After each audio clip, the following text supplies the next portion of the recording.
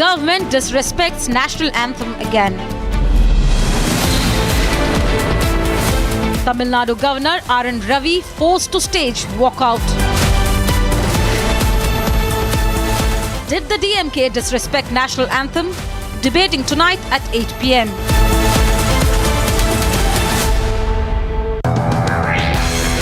Artificial intelligence has changed the way we do things. And so much more is in the offing. Republic is proud to announce a game-changing partnership with Samsung. Because with Samsung, Galaxy AI is here. From our news anchors to reporters to network staff, we will be using Samsung devices.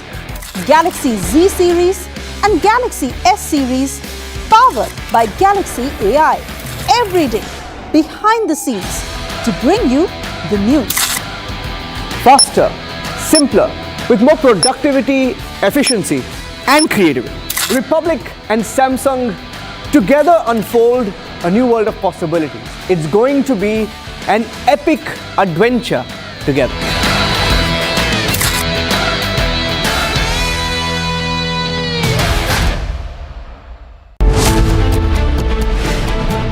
India rebukes Pakistan over Afghanistan airstrikes. Old habit of Pakistan to blame neighbors.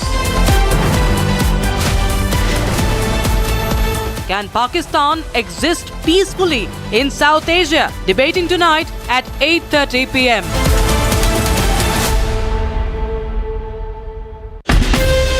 From Asia's largest news headquarters, setting the agenda for Bharat.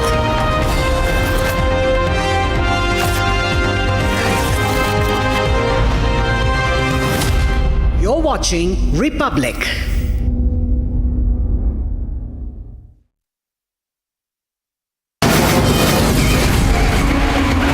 From the Republic Media Network headquarters, it's time for Arnab Goswami on the debate.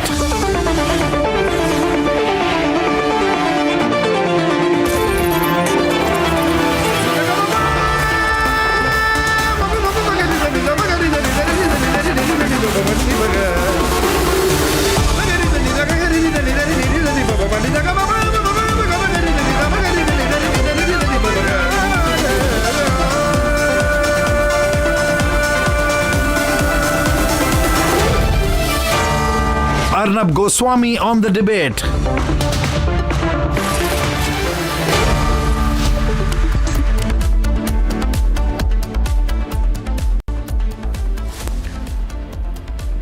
Good evening and welcome, ladies and gentlemen. The pictures from Tamil Nadu today are of great concern, where the governor walked out of the state assembly. And the pictures on your screen, ladies and gentlemen, are of Governor Ravi, who refused to deliver his customary address during the first and opening session of the Tamil Nadu Legislative Assembly, and he staged a walkout saying that the national anthem has been disrespected. Now let me tell you what happened here. The session started just before 9:30 in the morning with the recital of the official state song of Tamil Nadu. Now Raj Bhavan says, and the governor says, that the Constitution of Bharat and the national anthem have been insulted in the Tamil Nadu Assembly today, and that he expected it to be sung in the legislature at the beginning and the end of the governor's address. But because only the state song was sung, the governor felt that the national anthem was insulted and he left. Now viewers, why is the DMK making it an issue that they will not play the national anthem or sing the national anthem in the Tamil Nadu Assembly in the beginning and end of the governor's address? It is a constitutional duty. Does the DMK's move have a sinister intention? Is this a deliberate attempt at creating some kind of a anti-center, anti-government of India sentiment, anti-nation sentiment under the DMK's watch? Viewers, at the start when I see these pictures, it causes me great sadness, because I cannot imagine situations where state governments have to make not playing a national anthem at a particular time as it is by rule and convention, if not playing the national anthem is making a point for the DMK and for Stalin, then I want to know what is the point that they are trying to make. Is there an attempt to block the national anthem? Why so? Now, what do the rules say?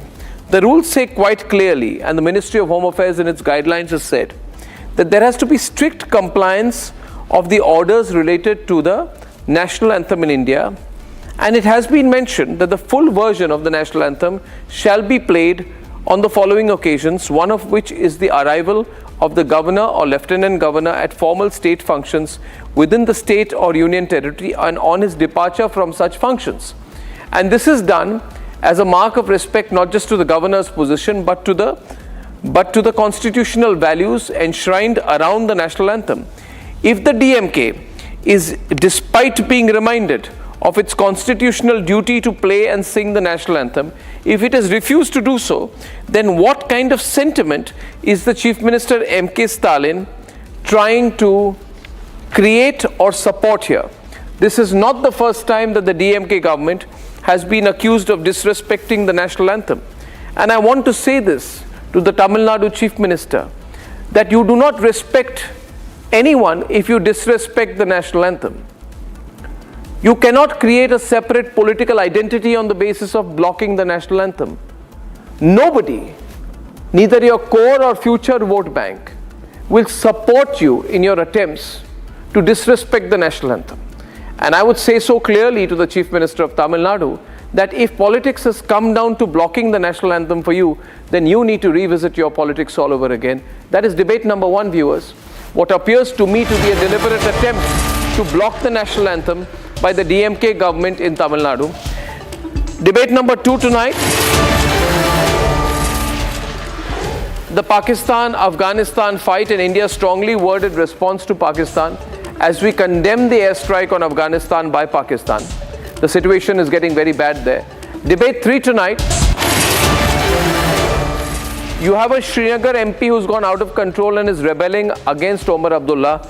And Omar Abdullah is not being able to control him or call him out. He is creating a new breed of neo-separatism in Jammu and Kashmir, which is very dangerous. That story is our focus tonight. And debate number four this evening is likely going to be on what I think will be the resignation of Justin Trudeau. We have a live breaking on that at 9:15 p.m. Ladies and gentlemen, here are the headlines this Monday evening on the Debate Tonight.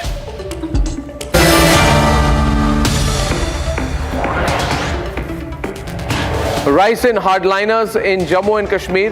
National Conference MP Aga Rugulla Mehdi, who represents the Srinagar Lok Sabha seat, is the latest in line of leaders to legitimize neo-separatism. He calls tourism in Srinagar a cultural invasion. Omar Abdullah, who is facing a near rebellion for him, must sack him either to control his party, if for nothing else.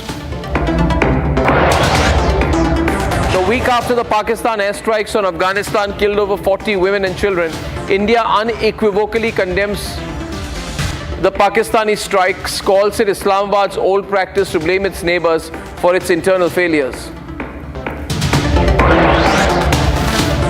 And these visuals causing concern tonight, the Tamil Nadu Governor Ravi walking out of the State Assembly session without delivering his customary address to the House as Chief Minister M.K. Stalin sits back and watches him leave. The governor complains that the national anthem was not played and was therefore disrespected. And the game is over for Canadian Prime Minister Justin Trudeau. He's expected to resign anytime now. We have a breaking live on that at 9:20 p.m. tonight, where he could be making the formal announcement of quitting.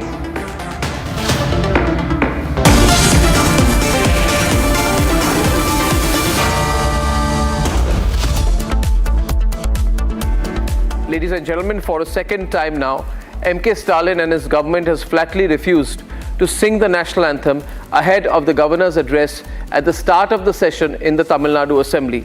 This is in clear violation of not just the national anthem code, but is complete defiance of the governor's reminder and brazen disrespect, in my view, to the Constitution. Let's debate. The Tamil Nadu Assembly convened today for the first day of the winter session. As per custom, Governor Ravi arriving at the Secretariat to deliver his address to the joint session of the Assembly. The session begins at 9:29 a.m. But within 4 minutes, Governor Ravi, seen here, forced to storm out of the session. He's seen exiting the premises at 9:32 a.m. The reason for the governor's walkout in protest. For a second time, the DMK government has refused to play the national anthem ahead of the governor's address. Minutes later, the Raj Bhavan put out a statement. The statement saying that the national anthem was once again insulted in the Tamil Nadu Assembly, reminding the DMK that respecting the national anthem was a fundamental duty. Adding that after the Tamil Nadu state song was sung, the Chief Minister and Speaker refused to sing the national anthem, following which the Governor decided not to be party to such brazen disrespect to the Constitution and the anthem. Today what happened in today Tamil Nadu Assembly, it is same for us. The DMK government once again proved that they are anti-national. The DMK government proved that always they are anti-constitutional. As per the National Anthem code outlined by the Ministry of Home Affairs, it is part of the protocol to play the national anthem upon the arrival and before the departure of a governor at all formal state events.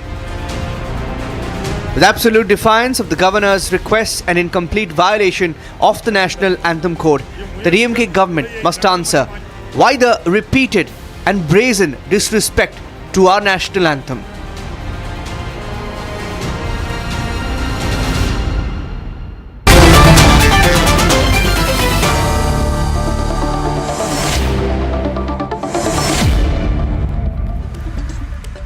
Uma Anandan is from the BJP. She's joining us from Chennai. Kovai Satyan, AIDMK spokesperson, and C. Rajashekharan, lawyer and founder president of the Voice of Tamil Nadu.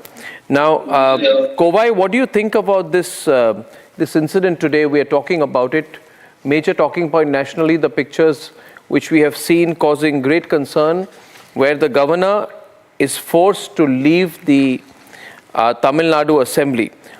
Why is the Speaker and the Chief Minister so keen that the national anthem should not be played?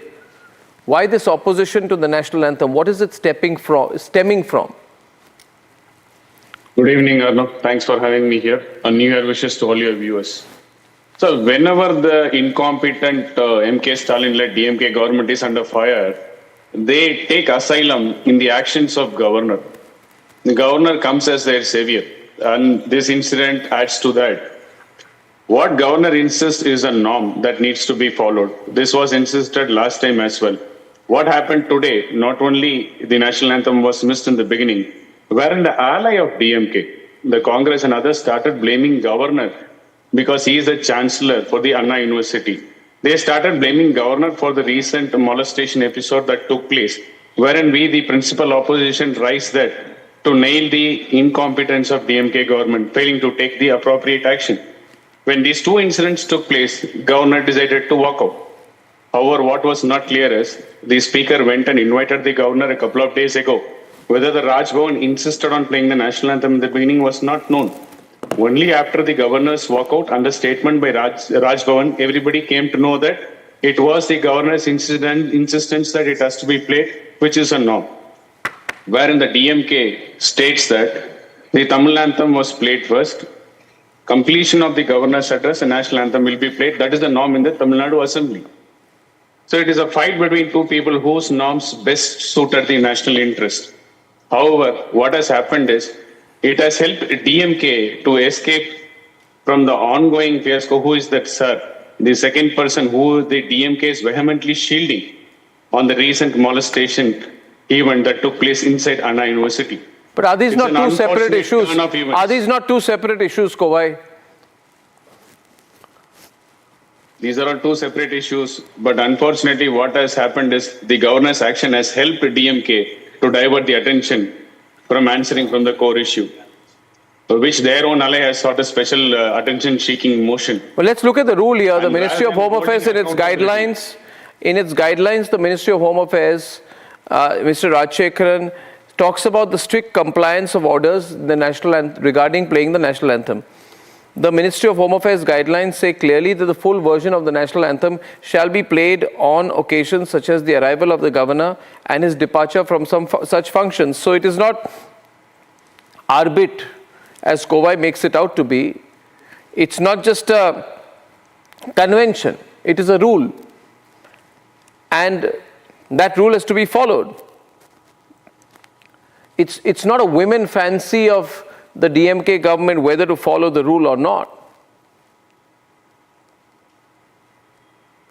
Arnab, say I am not the spokesperson of DMK nor the government of Tamil Nadu. But fact of the matter is, see here, interestingly, two policemen. One is a resigned person, another one is a retired person. Both are literally ensuring that BJP never even gets a single vote in Tamil Nadu by their deeds and by their talks. That's what I understand in the last 10 years of BJP rule in the center. See, if you go by the rule book, you are going to say that BJP government at the center is following all the rules laid before them. But are they following in every state they are ruling? Are there other ways? Are there other ways to take each other politically on, or what to make a point? If all your politics comes down to I will become popular by refusing to sing the national anthem, that's a very sorry state of your politics. See, I'll make one thing very clear. I am a proud Tamilian and a patriotic Indian. Nobody has the right to give me certificate for my patriotism. Nobody has the right neither. So let me make things clear. See, being an Indian and a Tamilian, I would love to hear my Tamil Thai Vazhai in the assembly. And that has been there for several decades. Not today or yesterday or day for yesterday. It has been for several decades during... what would have been the problem if the national anthem would have been played before the state song? No, I'll tell you. See, it is a tradition. It is the culture. It is the... No, you're trying to pass on a message, state first, nation later. Your message you're passing is the message. It's all about messaging. You know, this ultra-regionalism that has started in our country. One minute. The whole messaging is, I will put state first, nation later. I will put state first, nation later. And because the BJP is challenging me in Tamil Nadu, I will present them as a national party and play the regional party card by not playing the national anthem. No, I'll tell you, even BJP plays the same card in wherever they are ruling. You just not at the cost of the national anthem ever. No. See, if you are going to talk about the nation's interest, every party ruling at the state will say we are state first. And these are not. No. This is ultra regionalism. This is ultra regionalism bordering on secessionism. No. It is your smart. Bordering on secessionism. No, definitely not. Tomorrow you'll say I'm going to have a separate flag. I will not have the national flag. I will not put the national anthem. Tamil Nadu does not have a separate flag. Tomorrow you'll say I will not respect the national game, the national flower, the national animal, the national song. I will. Yeah. I'm a patriotic Indian. I'm asking you. Can you and Kovai tell me how do the people of Tamil Nadu benefit if the national anthem is not played? No. How do the people of Tamil Nadu don't benefit if the Tamil Thai Vazhai is played? Nobody is saying don't play the state song, but you have made it a point not to play or sing the national anthem. No. It is the norm. That is the what is the norm followed? No. That is the tradition followed in the state assembly. You sing the Tamil Thai Vazhai first, and after the governor's speech, it is... Okay, we have Uma Anandan who wants to come in. Uma ji. See, yes, as you rightly said, the DMK, the DK and all these parties...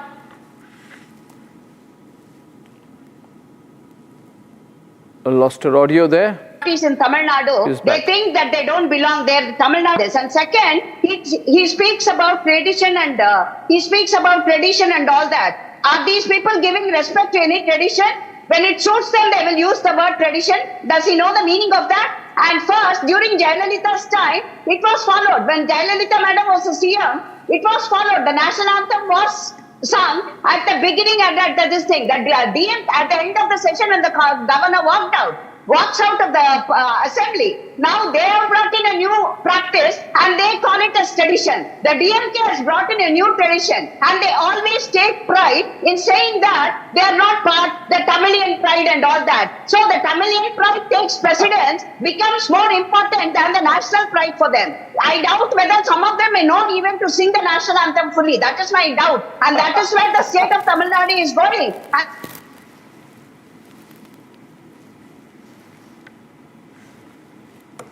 And what is Mr. Rajasekhar talking about tradition, customs and challenging office? Then he talks about tradition here.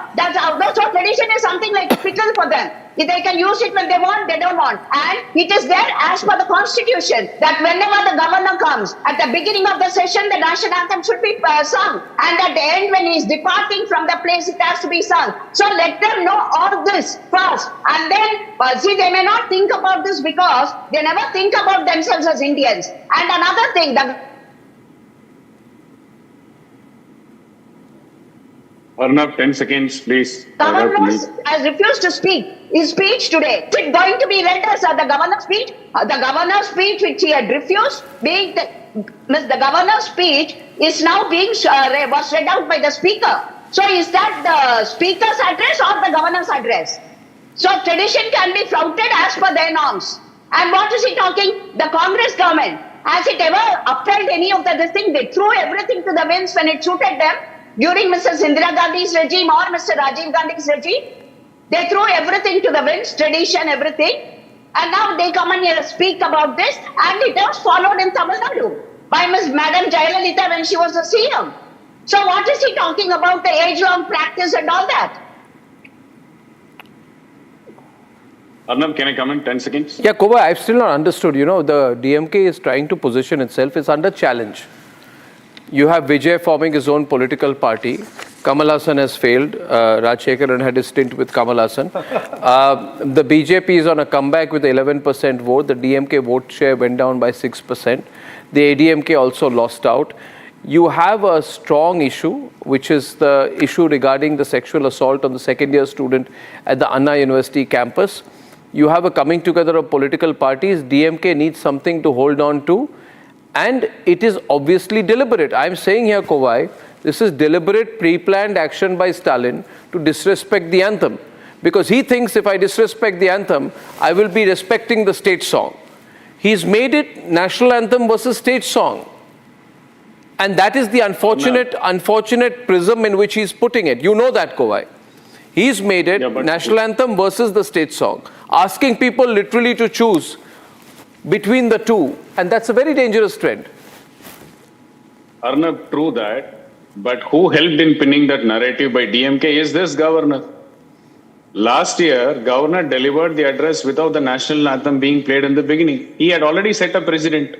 And that's why DMK is saying it is our norm in the assembly, and governor says the norm should be different. That's why in my opening remark, I said whenever the incompetence of MK Stalin-led government is under fire, governor is their savior. And this time again, governor has saved them.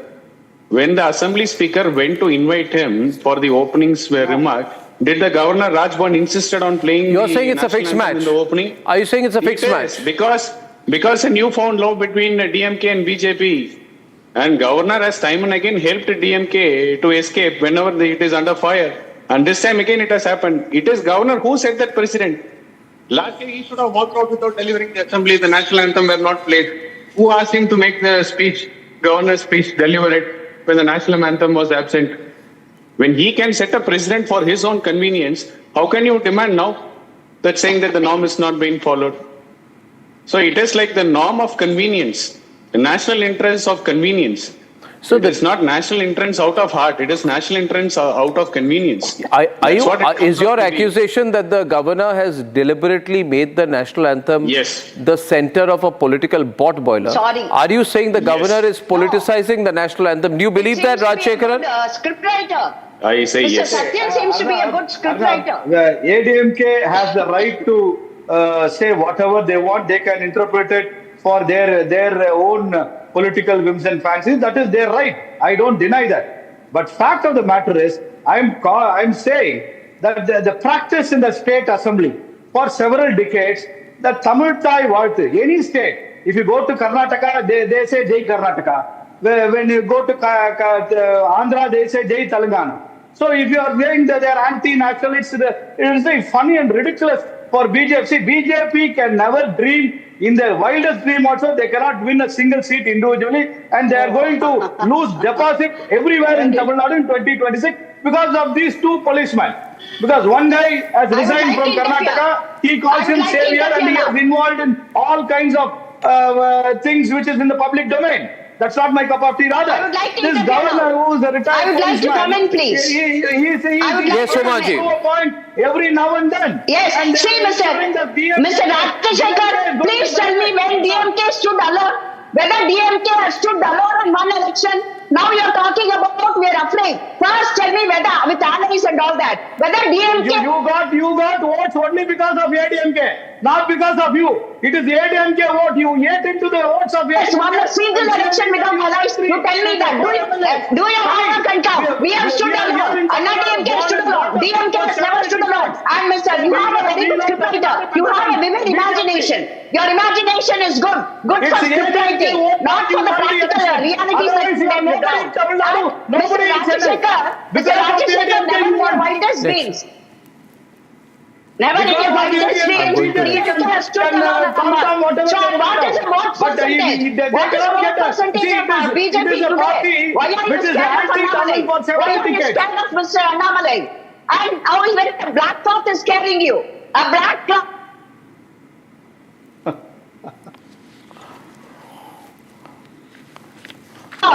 Even Ramaswamy's black cloth. Even Ramaswamy's black cloth is carrying you that the chief.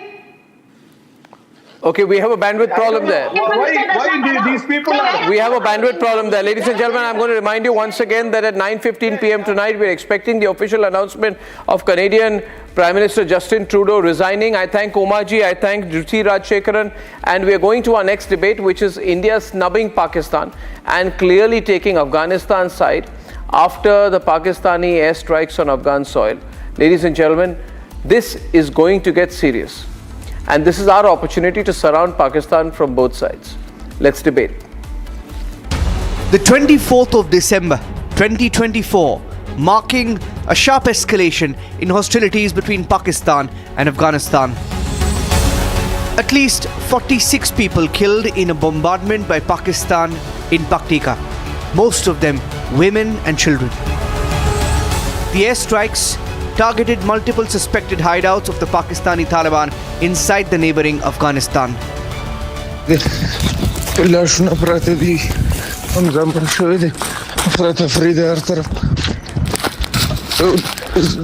This latest attack stems from what Pakistan claimed was its response to regular attacks by the armed group Tehreek-e-Taliban Pakistan. In the aftermath of the strike, tensions have escalated at the border, with the Taliban warning of retaliation against Pakistani aggression. Having incubated terrorism and acted as a nursery of terror for decades, Pakistan is perhaps now paying the costs of its sins. But the larger point is that is Pakistan become the headache of the region, blaming India sometimes and blaming Afghanistan in this case. With the Kabul regime making it clear that it would inflict costs on Pakistan, it is clear that the world community, including Afghanistan, including Taliban, see Pakistan as double crossing on this very important issue. And India, of course, now making it clear that you cannot make civilians, particularly women and children, pay the price of your own indulgence with terror. India has strongly condemned Pakistan's airstrikes on Afghanistan, calling it an old practice of Islamabad to blame its neighbors for its own internal failures. There is worldwide condemnation of the airstrikes by Pakistan. A conflict with the Taliban and being bombarded by the Baloch Liberation Army within its own territory. Countries are calling out and snubbing Islamabad now. There is worldwide condemnation of the airstrikes by Pakistan that kill children and women. Facing a conflict with the Taliban and getting attacked by the Baloch Liberation Army within its own borders, can Pakistan exist peacefully in South Asia?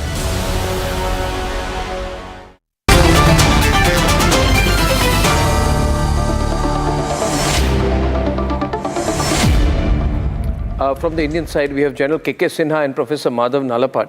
And from the Pakistani side, I have Kama Agha, defense expert, and Abdul Samad Yaqub of the PTI. Kama Agha, these airstrikes, obviously there is a conflict between both sides, so one can understand. But the fact is that 46 civilians have died, mostly women and innocent children.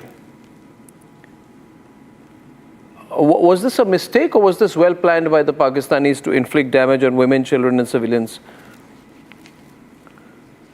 The ones that happened in December last week, I mean. Arnab, I just want to correct you. Arnab, I just want to correct you. I am an Indian based in Delhi. No, I'm so sorry, sir. I skipped my introductions there. I was talking about Abdul Samad Yaqub. Please continue, sir. Sir. Yes, it was by deliberate attempt by the Pakistani to dominate over Afghanistan. Yes. And they were treating Afghanistan like a client state, which is not accepted to Afghan Taliban, And Talibans are now very comfortable because they have developed their own ties with China, America. They negotiated with them a deal, and plus with other Central Asian republics, and now with India also they are trying to improve their ties. So they are very comfortable, And secondly, the Afghanistan stature has gone up, because in case of war with Iran, America would like to use Afghan bases, which in fact they have developed. And second, one more thing, they have very little trust in Pakistan, and because of and this trust deficit is very prominent. Besides this, these people Pakistan wanted to have greater control over economic resources or natural resources of Afghanistan. That is also not acceptable to them, because now they are directly talking to Chinese and other companies for investment, and investment is also coming sometime. And Pakistan's game plan was, to exploit these resources that would help their economy. But that has backfired. Pakistanis were also negotiating gas pipeline, from Turkmenistan to Pakistan via Afghanistan. This was also not liked by Afghanistan. So there are a number of things, they don't want domination. Besides this, one more thing I'd just like to add. Both Afghan Taliban and Pakistan Pashtun Taliban, both are one people. They have one culture, one language, and most of them follow one religion. And besides this, they belong to the same religious school of thought. That is Deoband, based in Pakistan. They also came from same madrasas based in Afghanistan, but they were divided by Durand line. And Durand line is not acceptable to Taliban, because not only Taliban but previous governments also, the successive Afghan governments have not recognized this as an international border. And there is a tremendous desire now to unite both the sides, Taliban and both Taliban, Pak Taliban, TTP believes, that Pakistan army is corrupt, inefficient. And besides this, they think, they can have a better, pure Islamic state by uniting with Afghanistan. But Mr. Agha, Abdul, this is also a diversionary tactic, isn't it, from the economic situation in Pakistan, which is going from bad to worse. Your unemployment rate, the availability of food, electricity, the number of terrorist attacks which have happened in 2024, Shia-Sunni clashes in Kuram, which are continuing. Hundreds of families are fleeing their homes. The Shia-Sunni clashes are only escalating. Chinese officials and Chinese nationals on Pakistani soil are being targeted. So I wonder, and my real point of concern is that whether your government is doing this only as a diversionary tactic from your internal issues and whether you can sustain it. Well, Arnab, I mean, I will not represent the declarative policy of Pakistan here. I mean, I am not representing the state. I'm well aware of that, yes. Representing the any institute. And it's a quite confusing situation for me to present, I mean, to evaluate these incidents which are unfolded recently. I mean, principally, I'm very much against these airstrike as I take it the clear violation of the sovereignty of Afghanistan. And I believe it reflects actually the failure of the dialogue, the failure of the Pakistan's policy towards Afghanistan, the failure of the foreign Ministry of Foreign Affairs, as they have clearly failed to negotiate or failed to engage the Taliban government. I mean, which they they have celebrated it well when the Kabul was fallen to Taliban's. So I mean, at this moment, instead of accepting their failures, they have started accusing the PTI and the Imran Khan that it was the Imran Khan who has initiated dialogue with the TTP. So we believe that after we were thrown out, we were ousted. It reflects a complete failure. I mean, but you know, your own. I mean, you can say this now, but I quite remember Professor Nalapat that Imran Khan, who is now in jail, had hailed the American exit from Afghanistan. He said that the Taliban are breaking the shackles of slavery as the Taliban seized power. That was Imran Khan's own assessment. So I find every Pakistani politician very short-sighted. It's not like Abdul Samad Yaqub, Imran Khan's policy was any different or any more mature when he was in power. But my question is, Professor Nalapat, given its present situation, can Pakistan sustain this battle, this war, if more countries get involved? Look, I'd like to say very clearly, Arnab, that Pakistan is only making more enemies for itself. Within the Pashtun population, an extremely proud population, and there's no question that the Durand line is an artificial line. In fact, it ought to have been wiped out of the map quite some time ago, because it was a 99-year lease which expired quite some time ago. But the point of the matter is that, the reality is this kind of an airstrike is not a precision strike on precision targets. It's a mass civilian, mass casualty strike.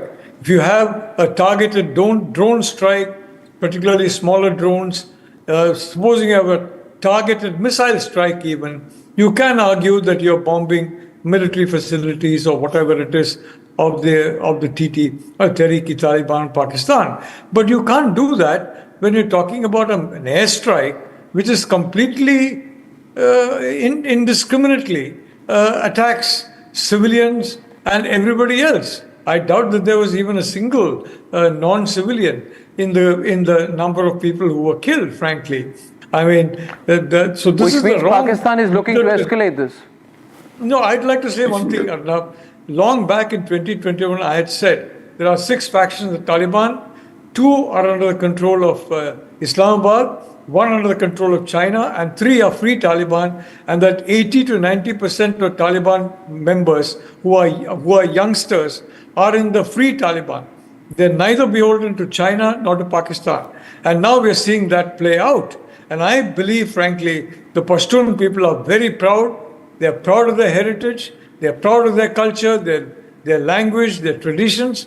And I do believe there's a strong push across both sides of this now extinct Durand line to integrate. And I think that is the goal forward for the Pashtuns, whether they are now in the state of Pakistan or in the. So you're saying that there's going to be a hit back, a blowback? Let me correct. These targets were precised, and the civilians, unfortunately, the collateral damage, these children, which so far we have heard that have been killed, they were actually Pakistanis. I mean, they were not Afghanis. They were some targets of some wanted criminals from the terrorists from the TTP. I mean, so they were the Pakistani citizens. I mean, even yet I'm condemning No, it. but that, I can't believe so, because if Pakistan wanted to target terrorist hideouts, either they are completely incompetent, because all the people who were targeted and killed were women and children, largely 80% women and children, no combatants at all.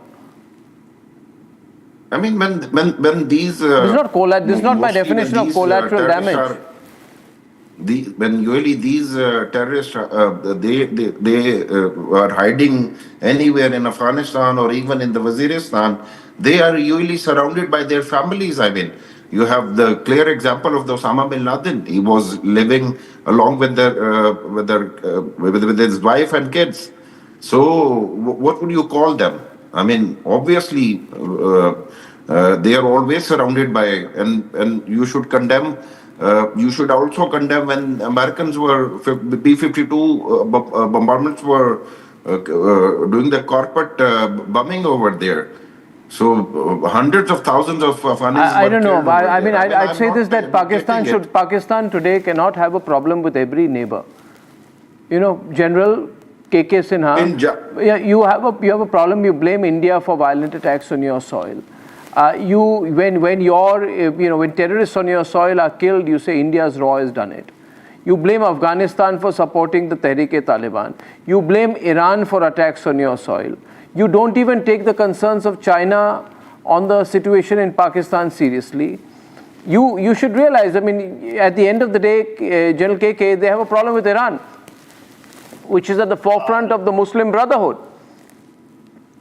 And Iran has been supporting Pakistan. You are bringing. Yeah. Yes, General KK. Yeah, you are asking the old practice of Pakistan of blaming everyone for whatever is happening internally in Pakistan, and this total failure of a failed state which was created in 1947. And what you see is the balkanization of Pakistan, which is just set in slightly long back, and now what we are seeing it is happening. The Pakistan has got a syndrome. It's got fifth province syndrome of Afghanistan, that Afghanistan is their fifth province. They were used to talk about the strategic depth against India. The Afghanistan is the strategic depth. And what they created, Afghan, Taliban or TTP, what they are calling it, Tehrik-e-Taliban Pakistan, which came up in 2005. Even that time it came for, to helping, like Haqqani network, which they created to help the, Afghan Taliban for their strategic goal. And what you see, in 2023, Arnab, how many attacks? 643 attacks were there, and death, in Pakistan I'm talking about. 1,082, death which has taken place, security forces. In 2024, it is 856. In November itself and December, it is 245 plus, which has happened. And what they are doing it? You said, they are blaming.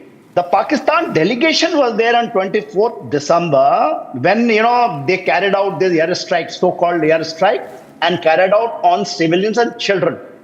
It happened into Paktika area, and you have seen Nangarhar, Kohat, these are the areas.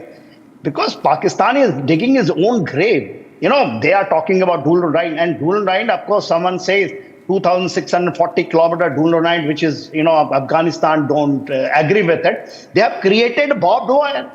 They think that what India has done it with the Pakistan, they can do it in their eastern side. So how should we take advantage of this, General?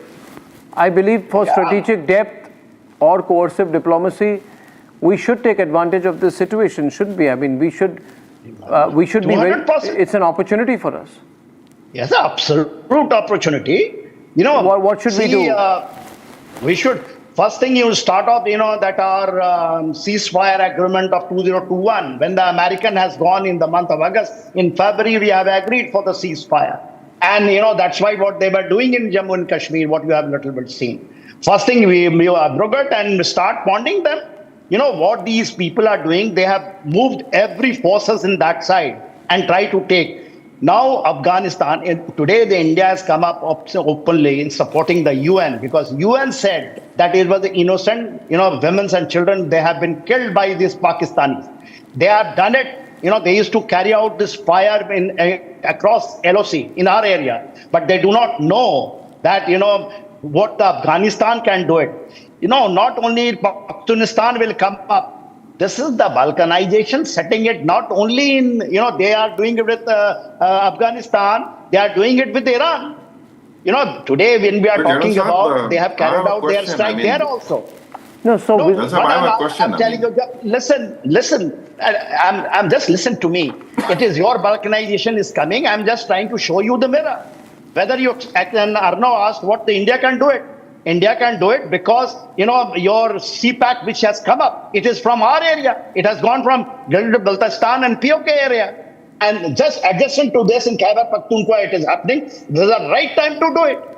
Why should we try to give do what? Arnab is we should carry out, saying that we should open they should take the in my benefit of judgment, this opportunity. if we have to take POK, this is the right time to take India POK. is already... Arnab, when we are talking about, our defense minister has been saying the right time has come. What you have done it in Pakistan, the CPAC has going through our area. That is our area. No. Baltistan If TTP is attacking Pakistan and you are trying to take the benefit of this Pakistan, India will decide and we have attacked 3 times. And what we have done it in Eastern Pakistan. No, you don't try to see. First is Abdul Samad. I tell you this. The laughable thing is, see, with the Pakistanis, don't build an ethical argument. You're an unethical nation. You can't build an ethical argument. It's not the right thing to do and all that. We practical people, as geostrategists, we have to seize the opportunity, seize the day, seize the moment. Now, I'm seeing in this, and I want to go to Kama Agha and Professor Madhav Nalapad. No, I'm saying... I have a question there. Yes, what's the question? We are fighting with the TTP and you are trying to take it as an opportunity. Opportunity by helping them, by enhancing their capability, or by providing the ammunition to them. You want an honest reply? Against Pakistan. You want an honest reply? Yeah, exactly. We should seize the opportunities that we can to break you apart and to take advantage of your internal fissures, your growing internal instability, your weakening economy, as well as the fact that your army is poorly equipped and the fact that Trump is taking over. We can strike the right geopolitical balance to... Then you should know better that we are very good don't now give me that nuclear blackmail. We are very good in infiltrating. We have a very huge capacity to infiltrate deep inside the India, and we can build the capability of those who are fighting against you. So deep into India means what? Obviously, if you are going to support you're openly admitting that you should take the benefit of this opportunity. You don't remember that. You what think happened that to we East will Pakistan? stay silent? You try to do it with our notice. What happened? One complete wing has gone. And today you are talking about that you can do, you have a deep hand itself. We know that you have a deep hand which can reach our parliament also. But the right time, this is the right time to teach you now. Balkanization has set in. I said that. Balkanization has set in. Balochistan will go. Khyber Pakhtunkhwa will go. Gilgit-Baltistan will go. Your POK can go. Keep dreaming. Keep dreaming. Sindh is sweating hard. What are you talking about? Even Pakistan is your Pakistan. Your Punjab. That province is also TTP basically drawn from that area. That is something which you start dreaming since Pakistan was founded. At that time that was a fault. A failed state was created in 1947. Not by our choice. You have been trying to undo the partitions since the people 75 years. Whose fault is it? The regional instability is... It is the biggest state. General Saab, that the time regional partition instability I'd like... No, you see, I think Abdul Samad Yaqub got triggered when I said we should seize the opportunity. When I say that, I'm speaking honestly, practically like a geopolitical analyst. I'm not living in a la la land, Alice in Wonderland world. We are a strong country with strong government, strong agencies, strong connections, strong economy, unlike you. I would like Madhav Nalapat's understanding of the situation. Because I'm not talking of one final settlement, break Pakistan into two parts. I'm saying there's a natural process of erosion that is being witnessed by a country that is our pinprick. And it is, in my view, I mean, we are nobody to advise the government of India, but the government of India would be foolish not to take advantage of these, tailwinds that are there behind it at this moment. Look, my point is very clear. What is happening in Balochistan, in Sindh, in Khyber Pakhtunkhwa is basically the fact that the Pakistan military is not a multi-ethnic military. It is composed only of, it is led by Pakistani Punjabis. It's a Punjabi army. And that section of Pakistani Punjabis. And the other nationalities feel oppressed and they are reacting back. And the military has taken control of the economy also through friends and relatives. They have I would say in my estimate, at least 90% of the large industry and about 60% of the medium industry in Pakistan is directly or indirectly controlled by the military or its relatives or its friends. It's become an octopus all over the country. And therefore the Baloch people are suffering, the Pashtuns are suffering, the Sindhis are suffering, and people in large parts of Punjab are also suffering, except for the catchment area of the military. So this kind of overwhelming takeover of resources by a single institution, led by a single group within a single ethnicity, is causing the problem. It's not India. What India should stand for is the moral and diplomatic support for all ethnicities in Pakistan, so there's a level playing field and all ethnic groups, whether Baloch or Pashtun or Sindhi or the Punjabis in the whole of Punjab, they should be given equal treatment.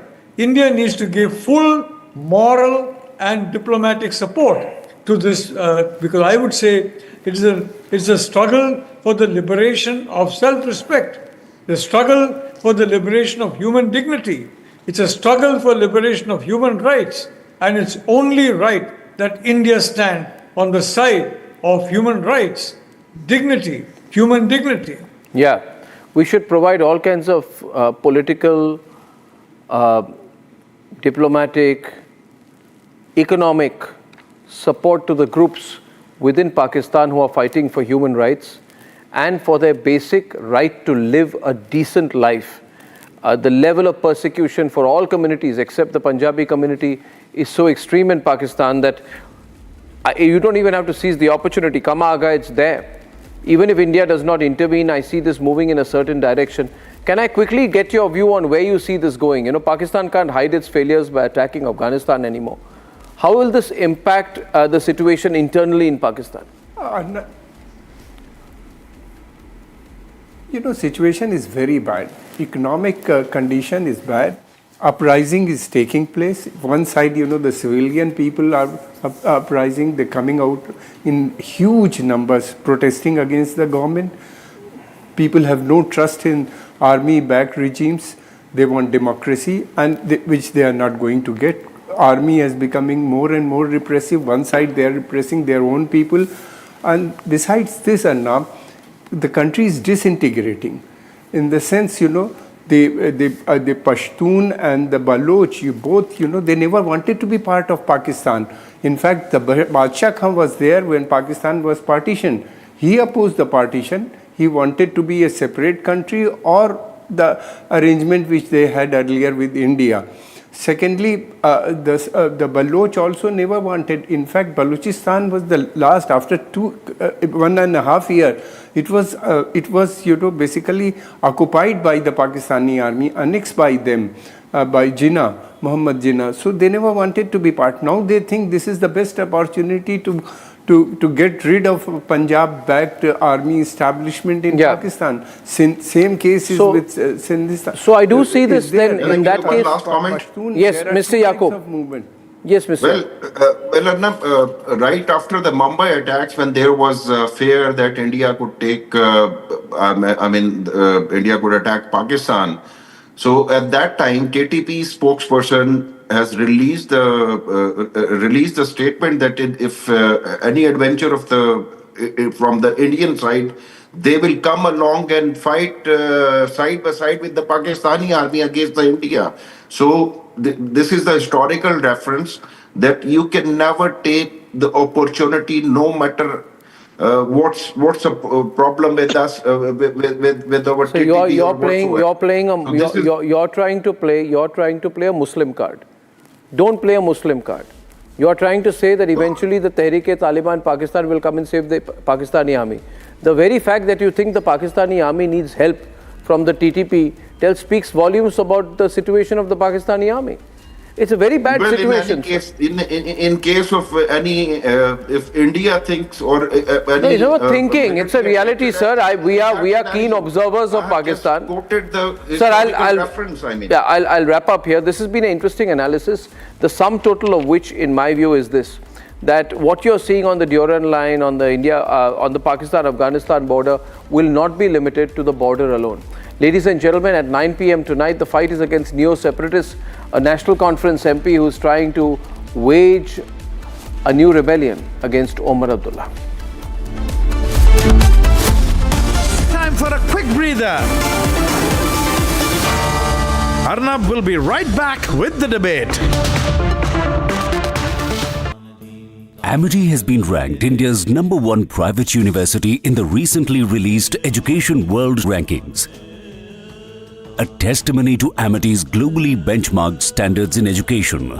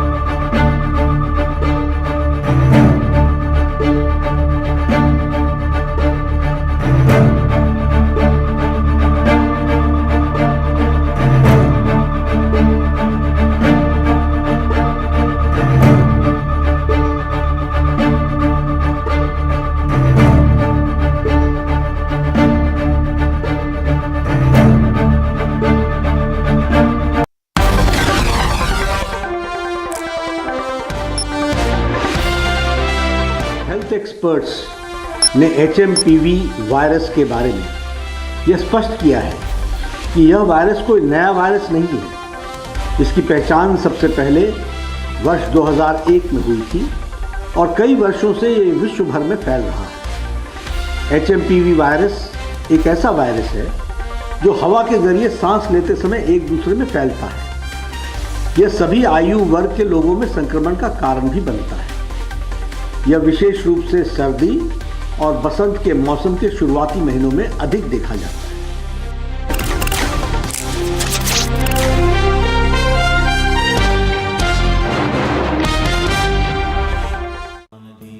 Amity has been ranked India's #1 private university in the recently released Education World Rankings. A testimony to Amity's globally benchmarked standards in education. जिसको पिछले 20 वर्ष से आदत लगी हुई है जनता की बात न मानने की, वो 4 दिन में कैसे चलेगा? सरकार की असंवेदनशीलता है, उनका अहंकार है और कहीं न कहीं उनका ये भ्रम है कि बिहार की जनता खड़ी नहीं होगी। कोई रणनीति नहीं, बस बैठे रहना है, चाहे जो करना पड़े। तो अगर बिहार में बदलाव चाहिए तो आपको हमको सबको खड़ा होना पड़ेगा। आज मुख्यमंत्री से मिलने के लिए 20 दिन से बच्चे टाइम मांग रहे हैं। उनके पास 5 मिनट समय नहीं है कि इन बच्चों से 5 मिनट के लिए मिल ले। कैसे झुकेगी 4 दिन में? जिसको पिछले 20 वर्ष से आदत लगी हुई है जनता की बात न मानने की, वो 4 दिन में कैसे झुकेगा? जिसको पिछले 20 वर्ष से आदत लगी हुई है जनता की बात न मानने की, वो 4 दिन में कैसे झुकेगा? सरकार की असंवेदनशीलता है, उनका अहंकार है और कहीं न कहीं उनका ये भ्रम है कि बिहार की जनता खड़ी नहीं होगी। चाहे उसके साथ जितना अन्याय हो जाए, वो खड़ी नहीं होगी। अपने लिए नहीं खड़ी होगी, अपने बच्चों के लिए नहीं खड़ी होगी। जब चुनाव आएगा तो लोग फिर जातियों में बढ़ जाएंगे, फिर धर्म के नाम पर वोट दे देंगे। इसीलिए लोग जनता की चिंता नहीं कर रहे हैं। कोई रणनीति नहीं है, बस बैठे रहना है, चाहे जो करना पड़े। जब तक बिहार के लोग जगेंगे नहीं, तब तक सुधार होगा नहीं। और लोगों को ये समझना होगा कि जन बल के आगे कोई बल नहीं है, लेकिन जन बल तब होगा।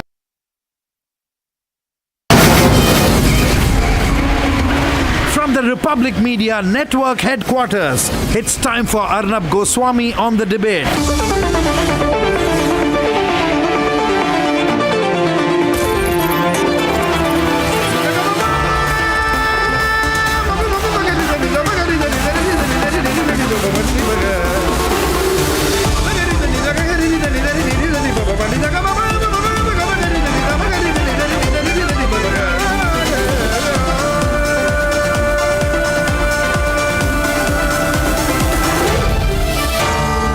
Arnab Goswami on the debate.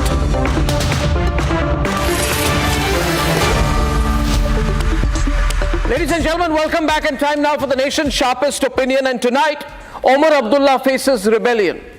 He has an open revolt within his party from a member of parliament a few years younger to him, and his name is Aga Syed Ruhullah Mehdi. He is the National Conference member of parliament from Srinagar.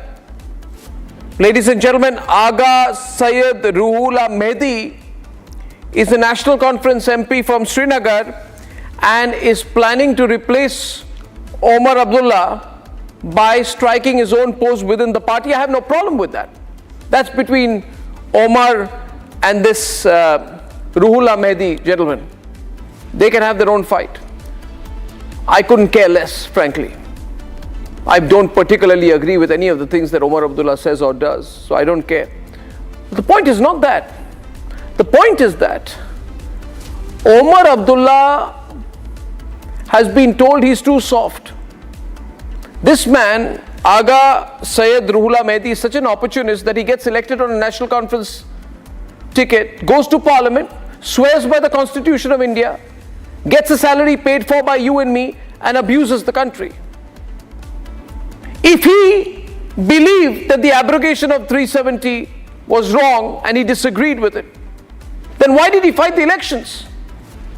He knew the rules he was bound by.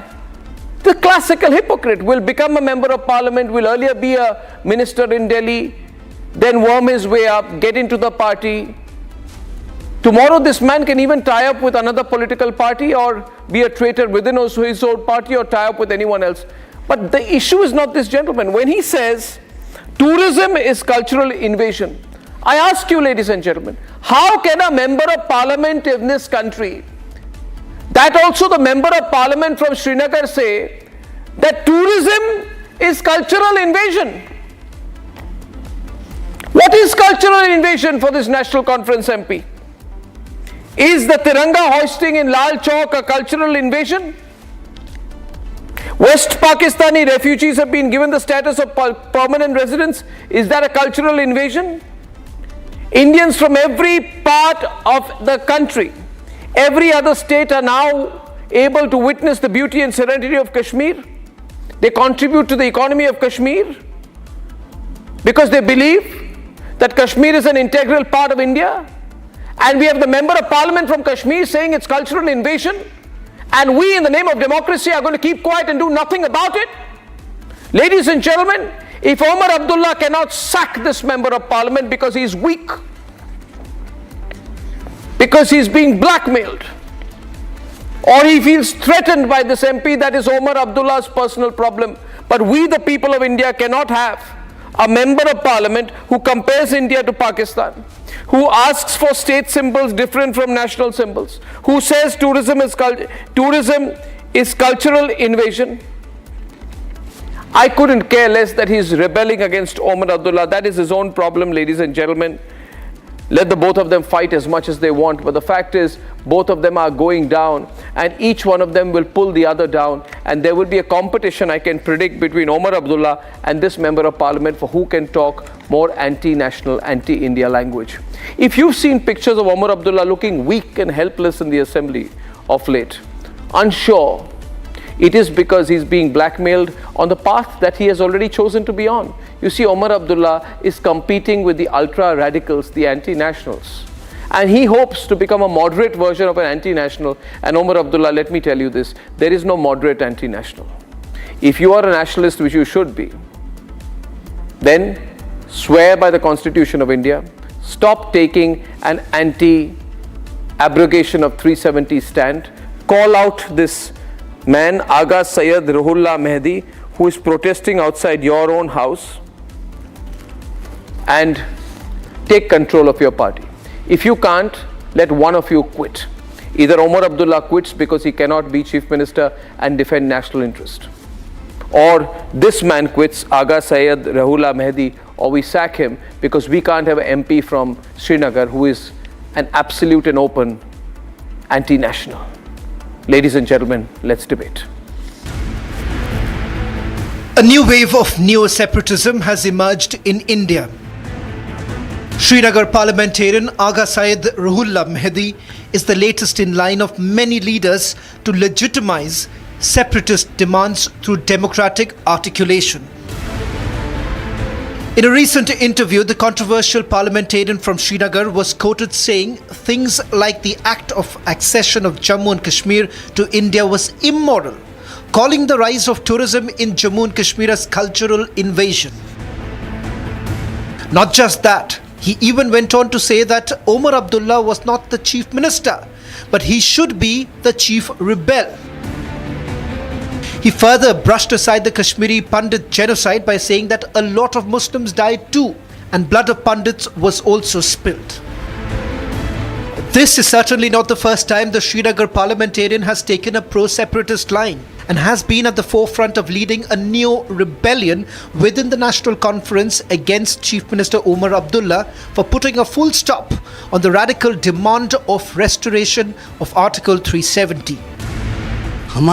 Individual अगर किसी की कोई भी बात हो वो अपनी कह सकता है, वहाँ कोई वो रुकावट नहीं है। आपने देखा कि जनाब राहुल्ला साहब ने बडगाम की सीट पे उमर अब्दुल्ला साहब को कहा था आप यहाँ से लड़िए। ये गलत फहमी है, नाराज़गी नहीं होती, गलत फहमी है लोगों में कि शायद कोई इस किस्म की नाराज़गी चल रही है, ऐसी कोई बात नहीं है।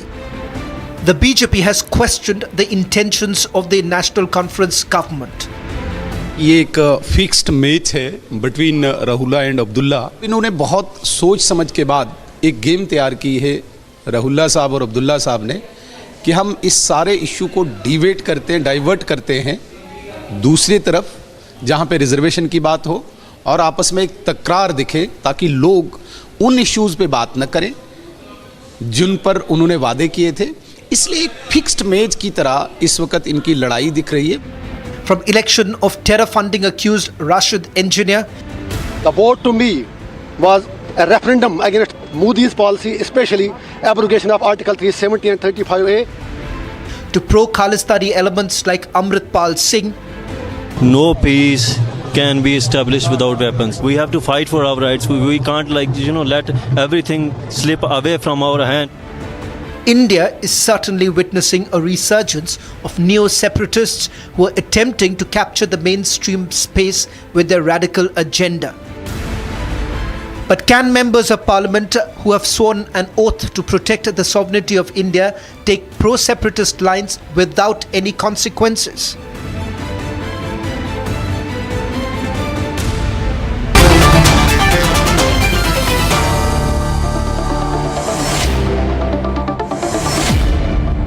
Ashok Pandit is a proud nationalist voice, and Iftikhar Misgar and Dr. Pirzada are both pro-NC, but they have different positions. Dr. Pirzada, I think, majorly defends Omar Abdullah, and Iftikhar defends the Member of Parliament, Agha Syed Ruhullah Mehdi. If he's a Member of Parliament, he is sworn by the... First, he should, if he's going to be an anti-national, he should quit as MP. I think. Don't you think, Ashok? If he's going to abuse Indians, the government of India, say that tourism is cultural invasion, then decent thing is let him quit and do what he wants to. This man is so shameless, he won't even quit, Ashok. He should first quit. Shouldn't he, Ashok? Arnab, you see, nobody can understand these politicians of Kashmir than a Kashmiri Pandit. We know what their real face is. Now, this guy called Agha has been a plant of Mr. Umar Abdullah.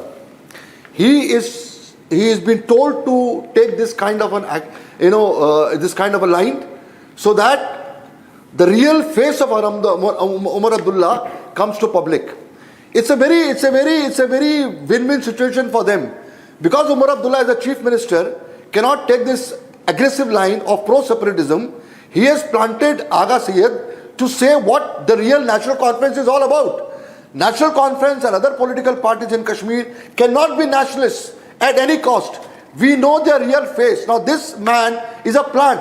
If he would have not gotten permission from Umar Abdullah or Farooq Abdullah, he has no guts to say what he's saying today. This exact entire language, all the lines which he is speaking against the country, against tourism, against 370, whatever he's been saying, is basically the voice of Mr. Umar Abdullah. And the but isn't it embarrassing, Omar? I mean, Ashok, so Omar is looking so weak. I mean, you have his own MP abusing him, criticizing him, giving him guidance. Omar is looking very weak. So why? I don't understand this logic that you're saying he's this plant. Iftikhar, what do you think? Is Omar planting him to do these things? Is Omar Abdullah telling him to abuse tourists, to attack Indian tourism, to compare India to Pakistan, to call tourism cultural invasion? Is the chief minister doing this? Can you unmute yourself, Iftikhar, for a moment? Arnab, can you hear me? Yes, I can. Thank you. Yeah. The unfortunate part of the story here is, like, whenever Kashmiri have spoken or taken his fundamental rights on board, he has been called terrorist. That is unfortunate part. Whenever a Kashmiri nationalist who believes in idea of India... What do you mean Kashmiri nationalist? One minute. What do you mean Kashmiri nationalist? I said Indian. What do you mean? No, you said Kashmiri nationalist. You have always. Please correct yourself. Don't say Kashmiri nationalist. Because it is because of the people like Ashok Pandit, Kashmiri shawl owners are being beaten in Himachal Pradesh because you always treat us anti-nationals. When we have given our blood for this country. He has proved to be an anti-national. He has proved to be an anti-national by calling... No. My point is I disagree with him. I'll tell you why. Iftikhar. Mehdi, 1 minute. No. I think that we must be clear. If the chief minister is egging this on, then it's a matter of great concern. If the chief minister is not egging this on, that he should sack him, because let's look at the... Why will he sack him, Arnab? What is wrong with Agha Ruhullah? Agha Ruhullah is talking about the fundamental rights.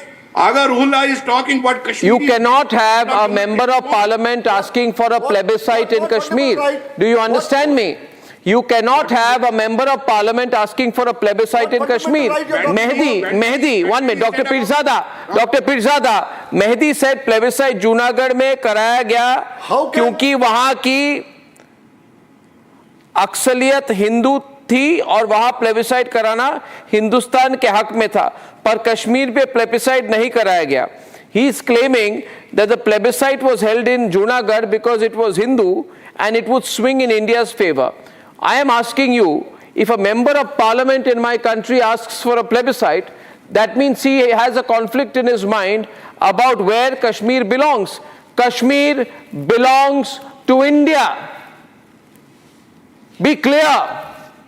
Kashmir, Pirzada and Iftikhar Misgar belong to India. You can't have an Kashmir MP. belongs to India, and whatever Agha Ruhullah has said is perfectly all right. See, Arnab, you have a history to read. Go to the history. Whatever he said about Junagadh is true. Whatever he said is Hyderabad is 100%. And whatever he referred to Kashmir, that we were told that there will be a... No, I find it dangerous. I find it dangerous. And Lalit Ambardar, I don't think we can allow this neo-separatist... These people... No, let me go to Lalit. Lalit, this is a new form of neo-separatism. One second, Arnab. Yes. Arnab, I think this is not neo-separatism. What you're witnessing now is the attempt to renew... renew the old tactics of this national conference, traditional national conference. You know, the founder of national conference, the patriarch, Sheikh Mohammed Abdullah, the original... Hello, Mr. Did you ever raise a finger towards RSS? He played this game with Jawaharlal Nehru, able to illegal... You have been always speaking against Kashmir. You have been always against national conference. You have been always against the Yes, after to do. 1 minute, Dr. Pirzada, Mehdi is questioning Kashmir's accession to India. He's asking for a plebiscite. What is his intention and why is Omar Abdullah allowing this? Dr. Pirzada. Good evening. Thank you for having this invite.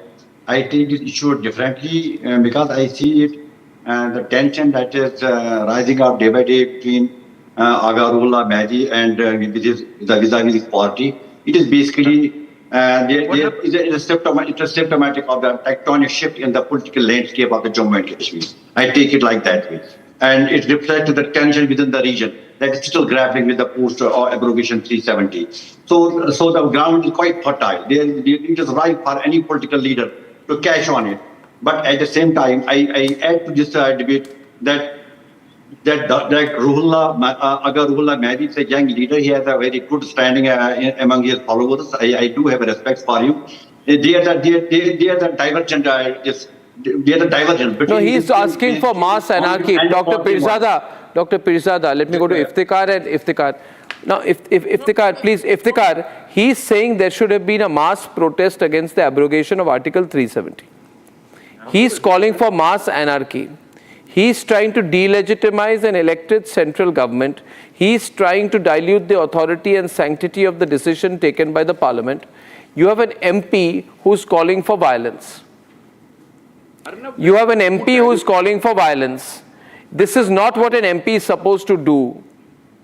Arnab, when 2 times MP Karan Singh, Dr. KaranIngh says the same. He should have why don't you take it? Why don't these RSS he should have not stood for elections. The guys with he has taken an oath. He has taken an oath on the Constitution of India. Discuss on that. And Constitution of India has eradicated. They have an agenda. Article 370. These Kashmiri Pandits have an agenda. Constitution of India has eradicated, abolished Article 370. So he cannot criticize or he cannot ask for demand for getting back Article 370. It's a crime. It's a crime. And secondly, Mr. Ali, how can he as an MP, who as an MP of this country, India, how can he call the tourists as invaders? How can he call tourists as invaders? On what basis is he calling the tourists as invaders? He is no less than a terrorist, and that's why he should be called. He should be action should be taken against him as action. We come across lots of heart attacks nowadays. Ali sahab, आप सुन नहीं रहे हैं? पानी पियो. Don't shout. Don't shout. आप सुन नहीं रहे हैं? Heart attack. Keep your age in consideration. Don't shout. आप अपना ख्याल रखिए. I'm not shouting. I'm questioning you. How can a member of I am hand holding you, telling you, hold on your breath. Take care of your health. Why don't you shout on Karan Singh's son?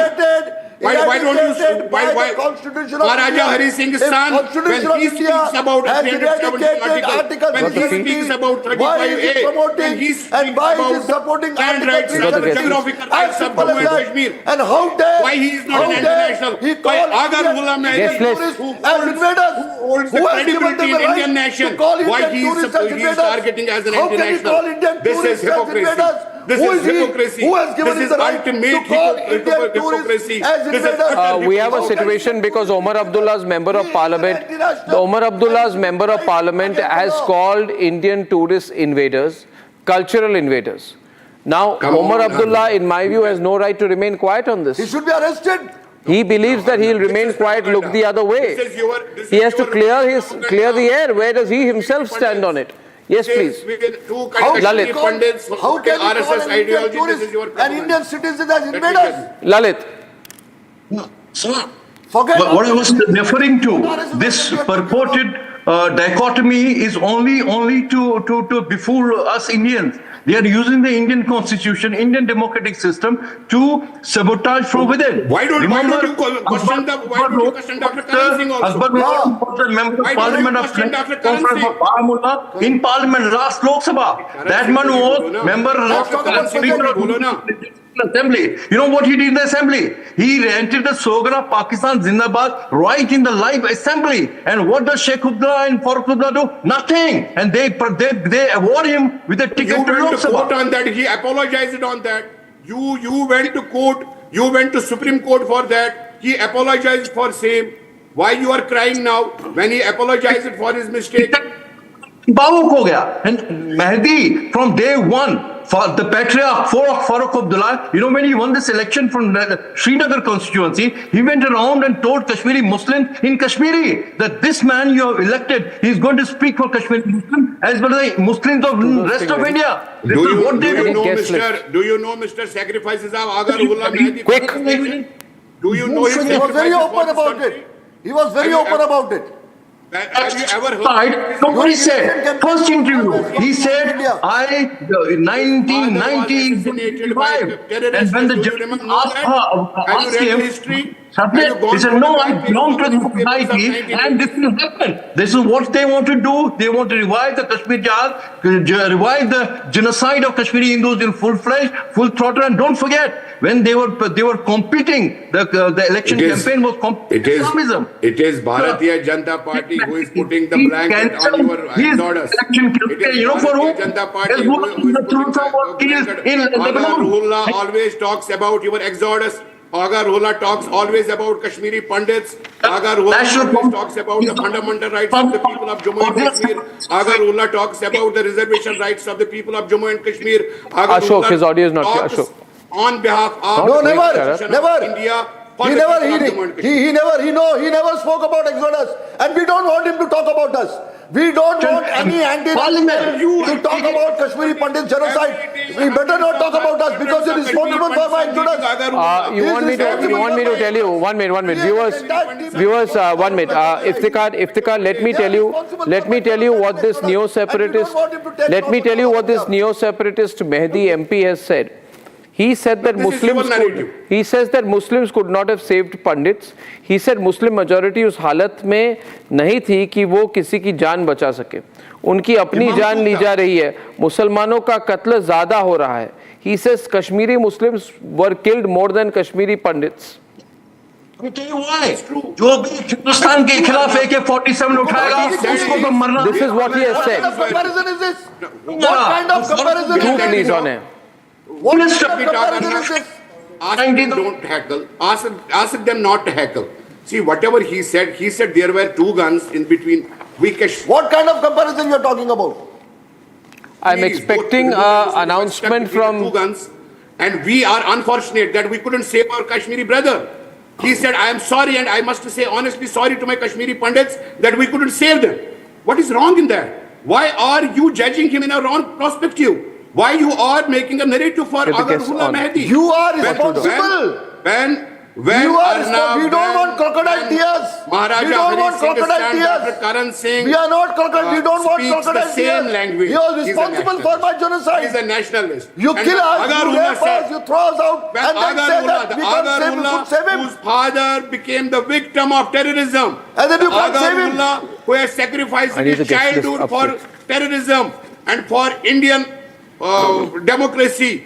The Aga Ruhullah who stood for India in Jammu and Kashmir, and today you are giving him a name of an anti-national. Shame on you, Ashok Pandit. How do you call yourself Kashmir? No, we don't want crocodile tears.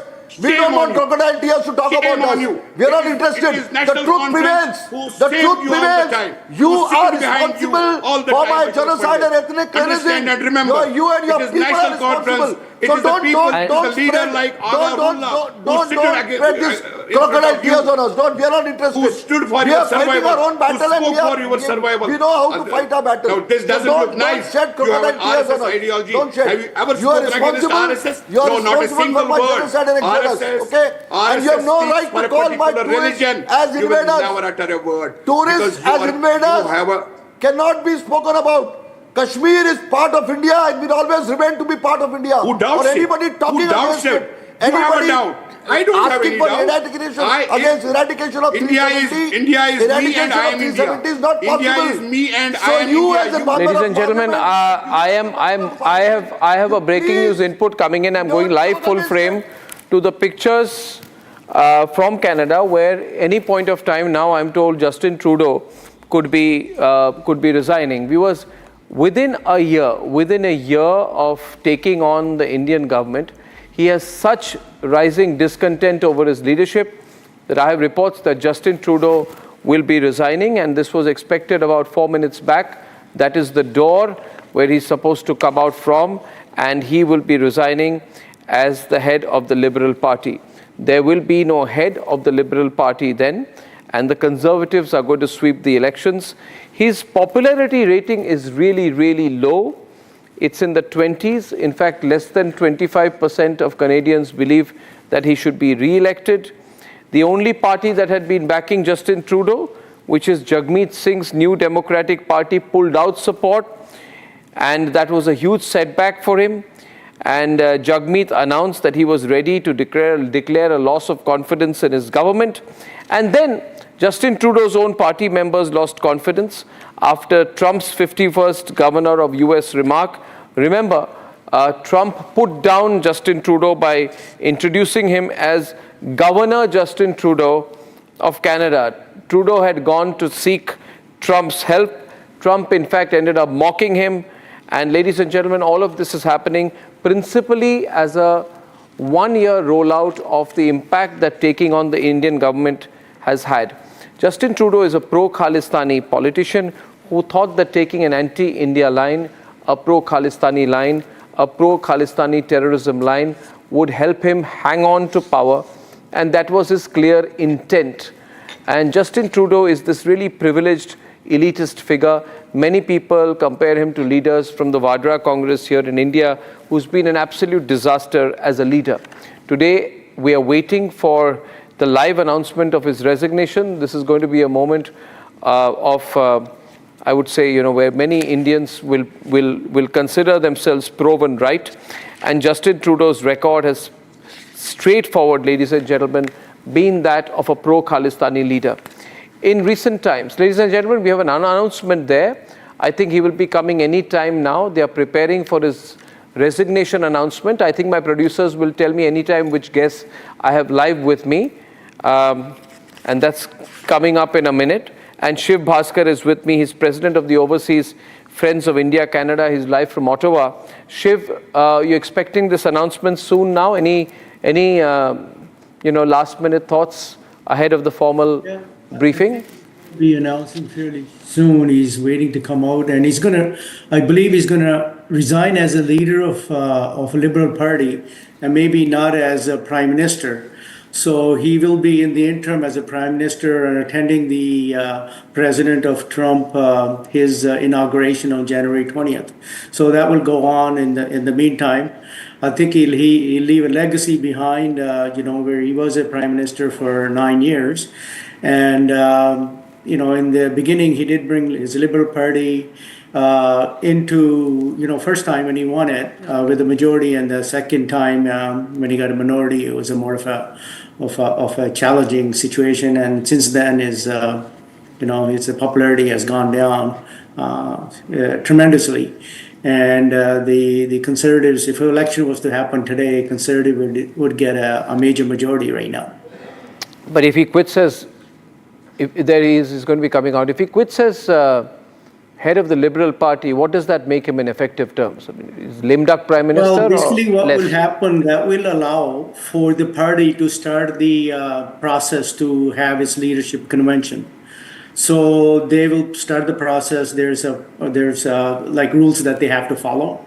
and they will elect a new leader, and for that they need to go certain processes, which I'm not totally familiar with, but that's why. And then they're going to prorogue the parliament until, I believe, March 24th, and that will give them some opportunity at that time to run their leadership convention, and it'll be a very short one, very quick one. It doesn't give you a hell of a lot of time, and then they will have a new leader. And then they probably will call the election, and then Liberal will have a new leader who will be representing in the next prime minister election as a prime minister face. And what about the Khalistani lobbies? Where do they stand right now? He's been so strongly pro-Khalistan. Yeah, I mean, that's not something that is going to be remembered very nicely. He has totally destroyed the relationship between India and Canada because of that. And I think there was too much noise there. It's really a non-issue as far as economy of Canada goes, as far as building relationships with the other countries goes. It was a lot of noise, and I think that's. I think Trudeau's coming out right now. Let's listen in. Sure. So I thought it might be fun for us to do this again. Bon matin. Every morning I've woken up as Prime Minister. I've been inspired by the resilience, the generosity, and the determination of Canadians. It is the driving force of every single day I have the privilege of serving in this office. That is why, since 2015, I've fought for this country, for you, to strengthen and grow the middle class. Why we rallied to support each other through the pandemic, to advance reconciliation, to defend free trade on this continent, to stand strong with Ukraine and our democracy, and to fight climate change and get our economy ready for the future. We are at a critical moment in the world. Mes chers Canadiens, à chaque matin, je me suis réveillé en tant que Premier ministre, inspiré par la résilience, la générosité et la détermination qui nous caractérisent si bien en tant que Canadiens. C'est ce qui me motive à chaque jour où j'ai le privilège de servir dans ce poste. C'est pourquoi, depuis 2015, je me suis battu pour ce pays, pour vous, pour renforcer la classe moyenne. Pourquoi nous nous sommes mobilisés en tant que Canadiens pour se soutenir les uns les autres pendant la pandémie, pour faire progresser la réconciliation, pour défendre le libre-échange sur notre continent, pour notre soutien inébranlable de l'Ukraine et de la démocratie, et pour lutter contre les changements climatiques et préparer l'économie de l'avenir. Nous traversons vraiment un moment critique dans le monde. My friends, as you all know, I'm a fighter. Every bone in my body has always told me to fight because I care deeply about Canadians, I care deeply about this country, and I will always be motivated by what is in the best interest of Canadians. And the fact is, despite best efforts to work through it, Parliament has been paralyzed for months after what has been the longest session of a minority parliament in Canadian history. That's why this morning I advised the Governor-General that we need a new session of Parliament. She has granted this request, and the House will now be prorogued until March 24th. Over the holidays, I've also had a chance to reflect and have had long talks with my family about our future. Throughout the course of my career, any success I have personally achieved has been because of their support and with their encouragement. So last night over dinner, I told my kids about the decision that I'm sharing with you today. I intend to resign as party leader, as Prime Minister, after the party selects its next leader through a robust, nationwide, competitive process. Last night, I asked the president of the Liberal Party to begin that process.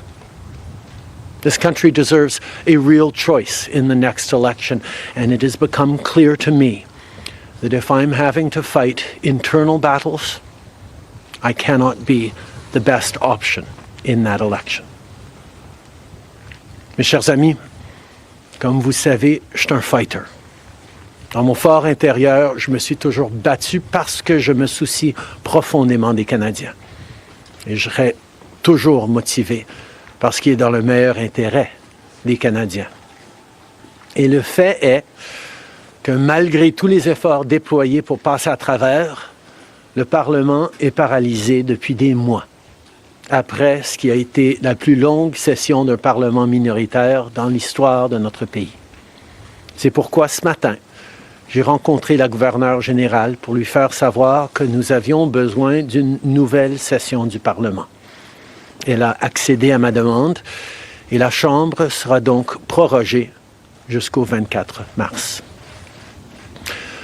Pendant le temps des fêtes, j'ai également eu l'occasion de réfléchir et d'avoir de longues conversations avec ma famille quant à notre avenir. Tout au long de ma carrière, tout le succès que j'ai eu personnellement est dû à leur soutien et à leurs encouragements. Donc hier soir, au souper, j'ai partagé avec mes enfants la décision que je partage avec vous tous aujourd'hui. J'ai l'intention de démissionner de mon poste de chef du Parti libéral du Canada et de Premier ministre une fois que le parti aura choisi son prochain chef à l'issue d'un processus national, rigoureux et compétitif. Hier soir, j'ai demandé au président du parti de commencer les étapes nécessaires. Le pays mérite un choix clair et réel lors des prochaines élections. Il est devenu évident pour moi que si je dois me concentrer sur des batailles internes, je ne peux pas être la meilleure option lors de ces élections. Le Parti libéral du Canada est une institution importante dans l'histoire de notre grand pays et de notre démocratie. Un nouveau premier ministre et chef du parti portera les valeurs et les idées du Parti libéral dans la prochaine élection. J'ai hâte d'observer le déroulement de ce processus dans les mois à venir. Nous avons été élus pour la 3e fois en 2021 pour renforcer l'économie après la pandémie et faire progresser les intérêts du Canada dans un monde complexe. Et c'est exactement ce que je vais continuer à faire, ce que nous allons continuer à faire pour les Canadiens. The Liberal Party of Canada is an important institution in the history of our great country and democracy.